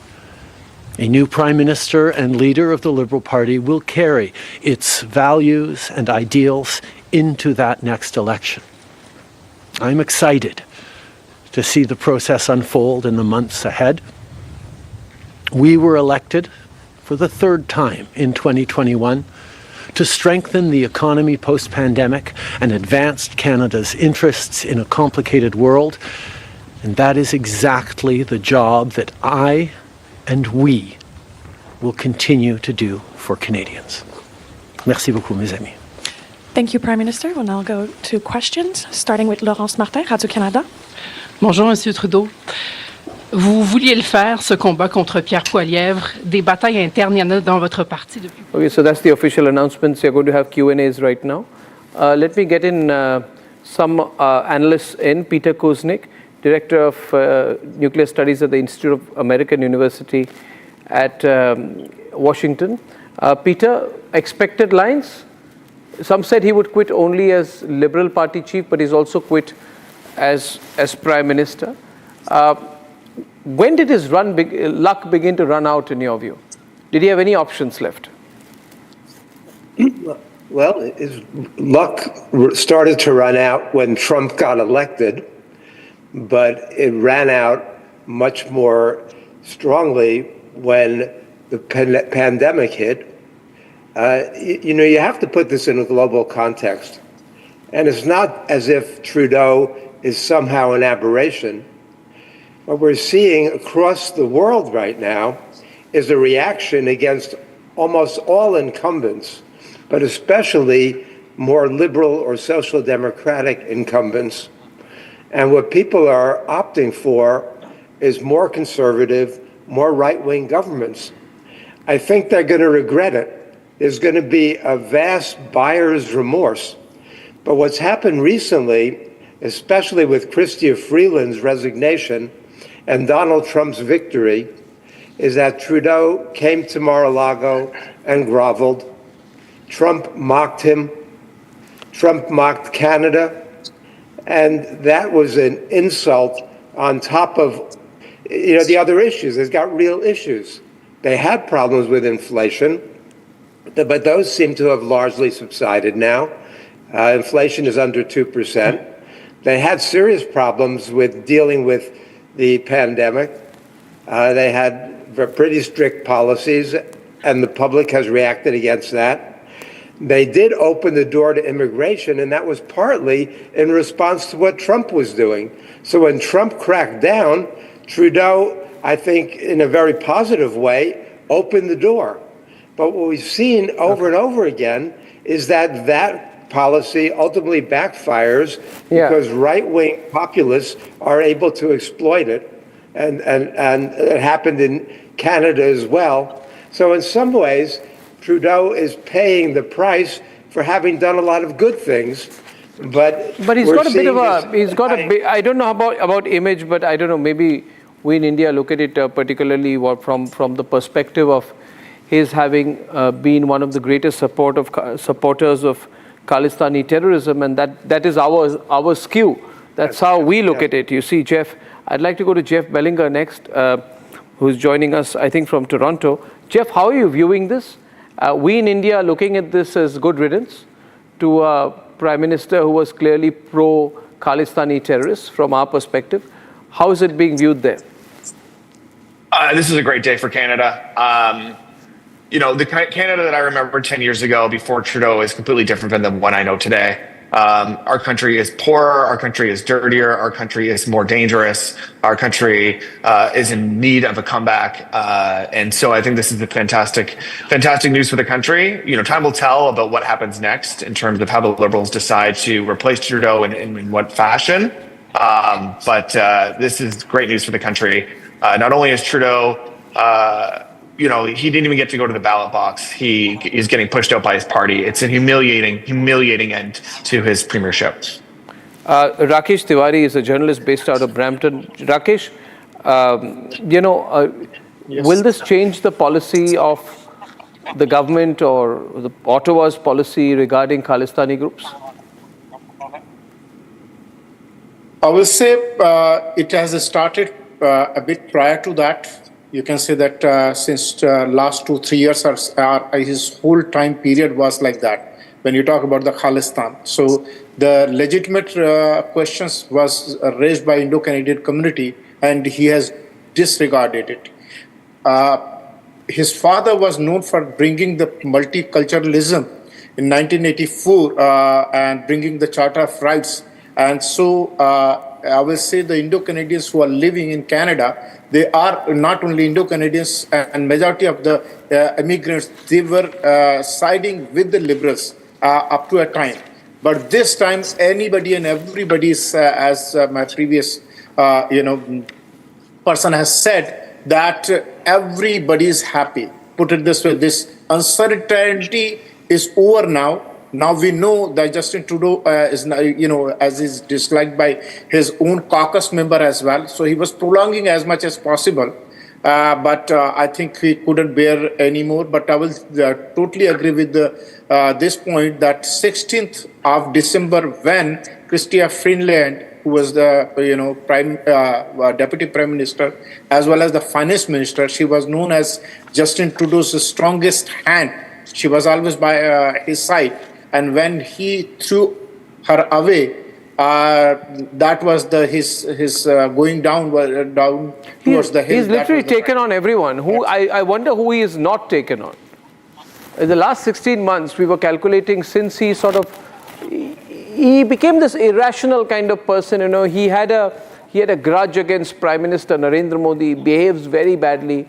made a lot of enemies, virtually took on every group out there. Anis Faruqi, how do you view this? Anis is a journalist based in Canada. Anis. Yeah, Arnab, basically I agree with my friends that Canada is happy that Mr. Trudeau, who was not performing well, is no more. From Canadian point of view, it has nothing to do with any external factor of Khalistan or Modi ji or anything. Liberal Party was recently like a house of cards falling apart, and No, but he was using what he perceived to be a battle with India. He was using it to position himself. On the foreign front, yes, but this is not the cause. No, from a political domestic front, I meant. Let me get Shiv on this. Wasn't he doing that, Shiv?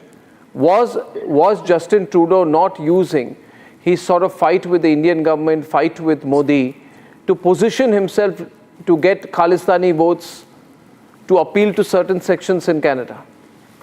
Yeah, if you look at his foreign policy, I think he miserably failed with not only with India, but also with China, and also with the United States, and also with Saudi Arabia.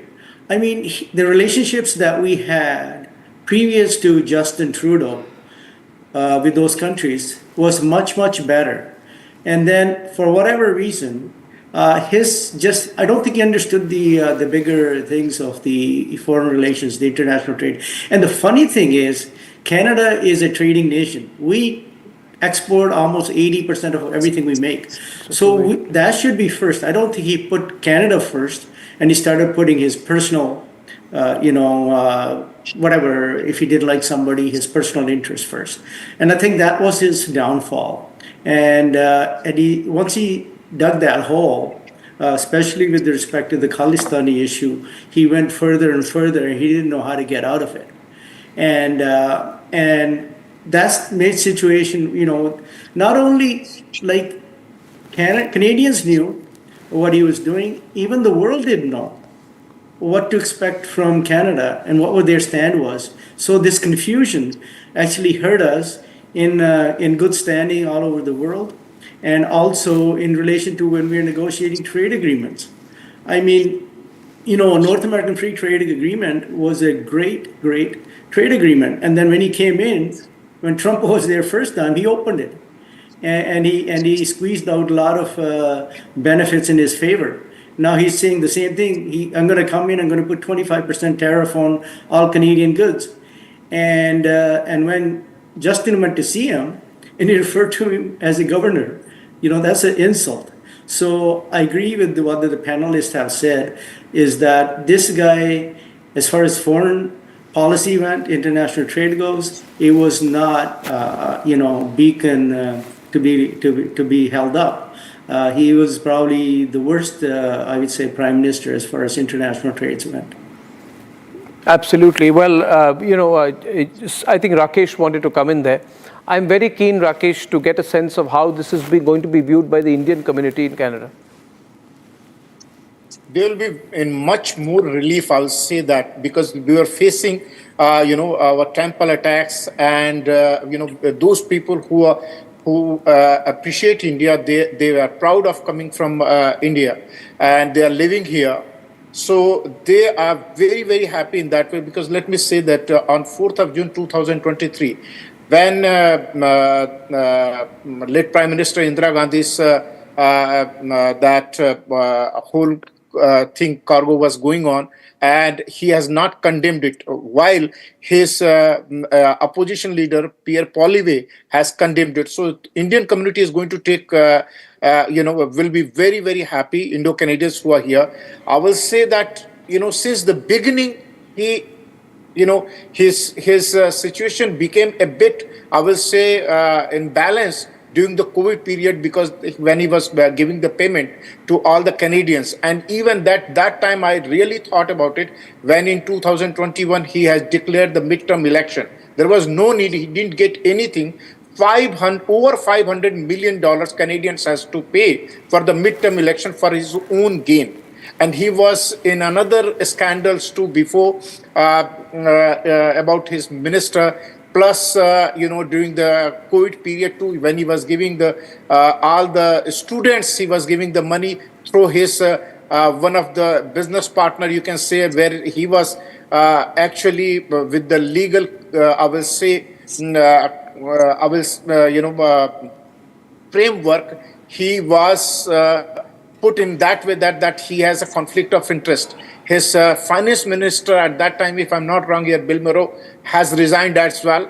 And the organization where he got problems with the WIN, where his mother was going and giving the lectures, he has put, I think, if I'm not wrong, in $90 million or $100 million. That was the issue. But definitely, let me say that Indo-Canadian, or every Canadian, wherever I go, being in media, people say, Mr. Tiwari, when Justin Trudeau is going down, when Justin Trudeau is going down. So everybody, I will say, all the Canadians, they are going to be happy. Okay, Jeff, quick word from you. What happens in the transition now in Canada? We don't know. That's going to be up to the Liberal Party to decide about how they choose their next leader. All that we know is that the House is prorogued, the House is suspended until March 24th, after which we'll see if the Liberal Party can make some sort of deal with the Socialist NDP to prop them up, or whether there'll be a quick vote of non-confidence and we're plunged into an election. It's going to be up to the Liberal Party to decide how they choose their next leader. There's going to be lots of infighting. I think it's every step the Liberals take from here on in is a step into a rake.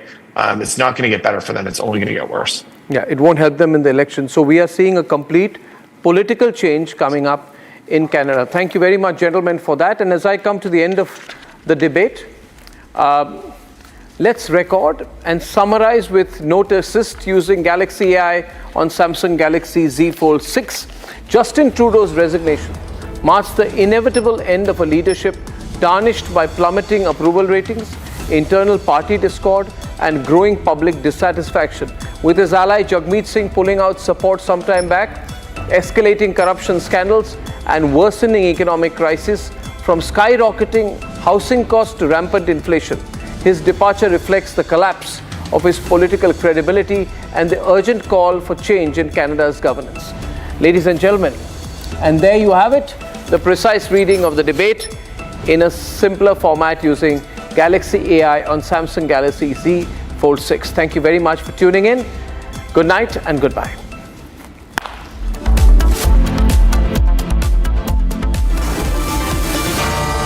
Arnab will be right back with the debate.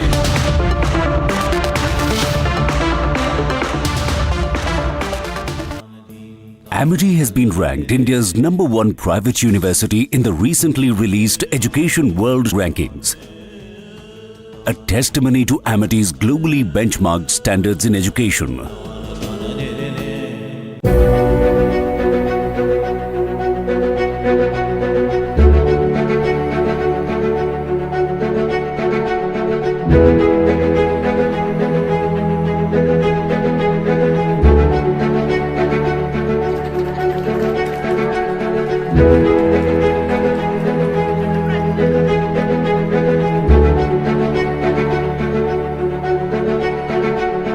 Thank you.